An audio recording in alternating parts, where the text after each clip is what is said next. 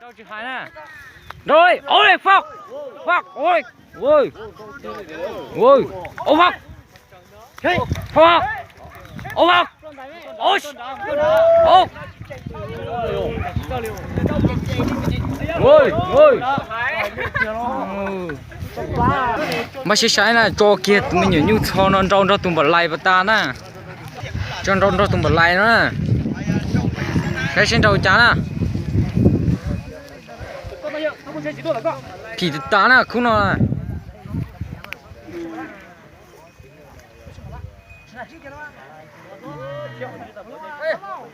Ôi, chụp hoa.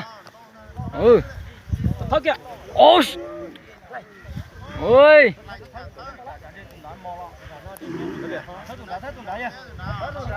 Ôi. Tháo thường nó.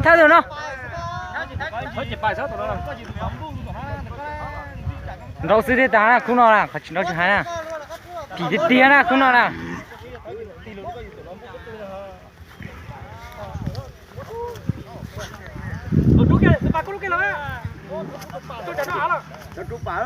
Sai ư.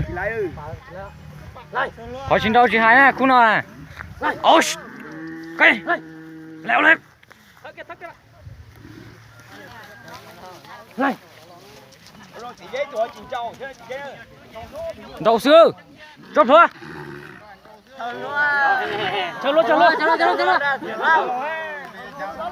Dê tôi đá. Sai nè, còn đâu.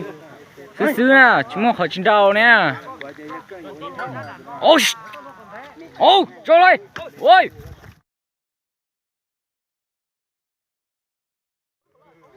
Ôi, ơi. Một lay tao sùng sài kia nó nè. Ôi. Đâu chứ. Ôi, cái lay. Nhưng mà tụi nó mà nhâm tao tiệt ra sao đi. Tụi ba này, công. Con cá tụi ba là công. Một lay tao sùng sài kia nó nè, một lay tao sùng sài kia nó nè. Một lay tao sùng sài kia nó nè. Cũng nó phì tiền nè, cũng nó.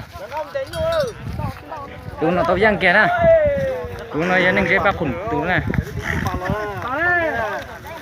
Chúng gì chứ? Chú. Chúng câu được ra tụi nó phun tụi nó cho tiền nè. Tụi nó tao giang kia nè.